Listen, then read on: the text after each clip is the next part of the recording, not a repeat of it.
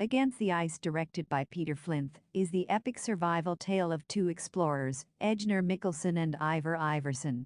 Nicolaj Coster-Waldau, who plays the protagonist Ejnar Mikkelsen, has co-written the screenplay together with Joe Derrick. Joe Cole plays Ivar Ivarsson, the determined mechanic who, though inexperienced when it comes to exploration, becomes the saving grace of Mikkelsen's life.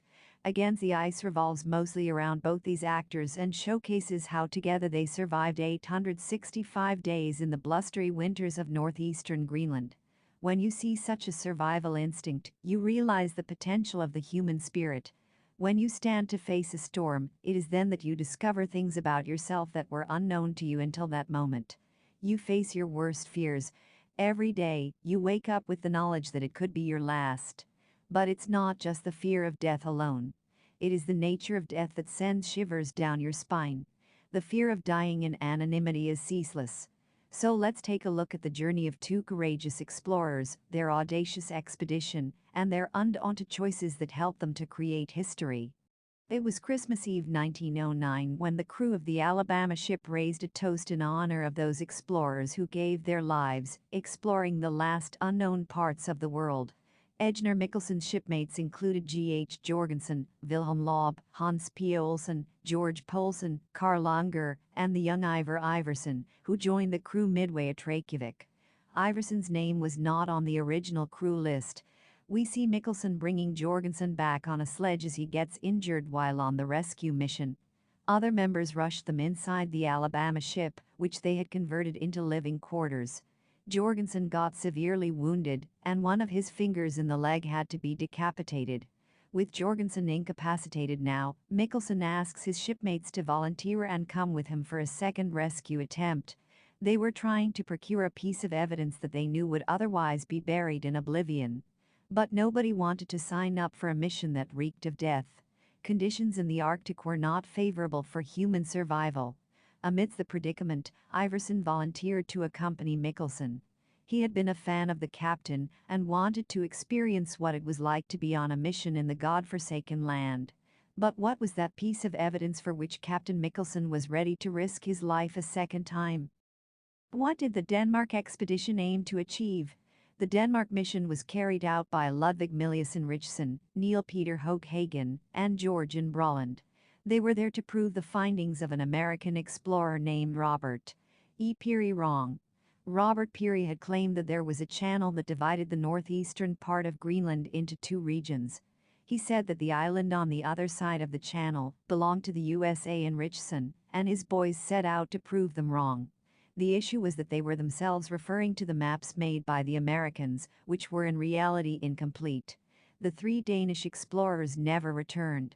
When the news came out, Ejnar Mikkelsen set out on the rescue mission to look for Eriksson and his group. Their carrier, Alabama, got stuck in the ice, and, hence, they were stranded miles away from the place where they had suspected that Henrichsen and his group had died. After one unsuccessful attempt, Mikkelsen was not ready to give up. Frenzied you might call him, but he decided to go ahead with Ivar Ivarsson, even when he knew that he did not have any prior exploration experience. Was Ejnar Mikkelsen able to find the evidence? There were many skills that a person needed to possess before going on an expedition like the one that Mikkelsen had undertaken, and Ivar Ivarsson had none. He didn't know how to control the dogs that pulled their sledge, which was one of the primary skills needed by any explorer in terrain like Greenland. They were hopeful that Ludvig Milius-Henrichsen must have put the evidence in a cairn somewhere before dying. But imagine searching for a pile of rocks in such a vast expanse. It seemed like foolishness more than bravery. It was a suicide mission. But Mikkelsen and his amateur colleague were relentless. They were not ready to give up. They do end up finding the cairn that had proof that Greenland was not divided into two parts, proving Ludvig Henrichsen wrong. But a greater challenge lay ahead.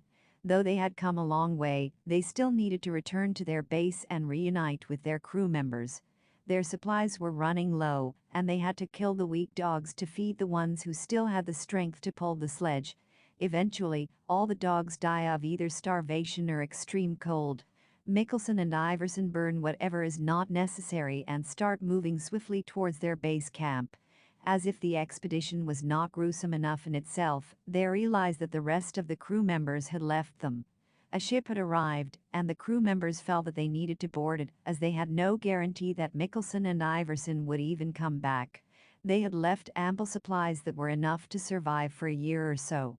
They went back so that they could ask the Danish government to orchestrate a rescue mission. But to their horror, the Danish government refused to spend money on another rescue mission, which they considered futile.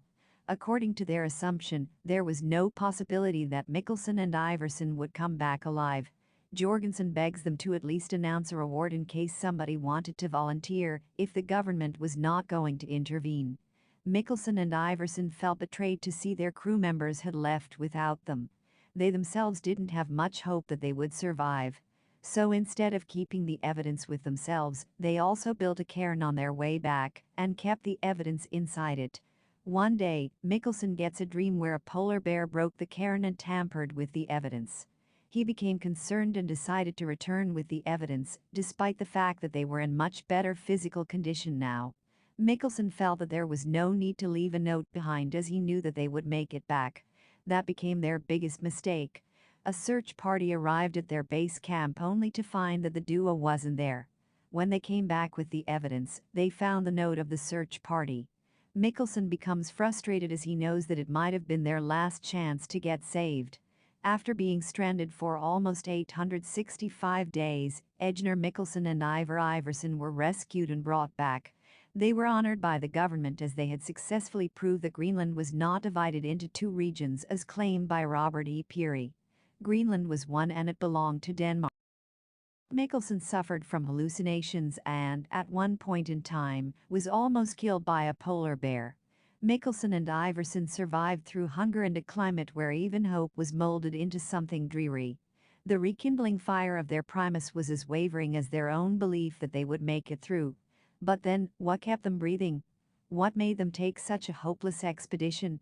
I think the answer is not that simple to understand. Furthermore, it is not supported logically. Mikkelsen says that there is truth in every dream. But what he does not explicitly state is the fact that in order to make it your own, one needs to be passionate enough because passion is the only fuel that keeps you moving forward. Often, on the path of chasing your dreams, you are faced with situations that no man would willingly sign up for. But such is the power of dreams that you can look beyond a cul-de-sac and not mind the vexations of life in the hope that one day you will achieve what you set out for.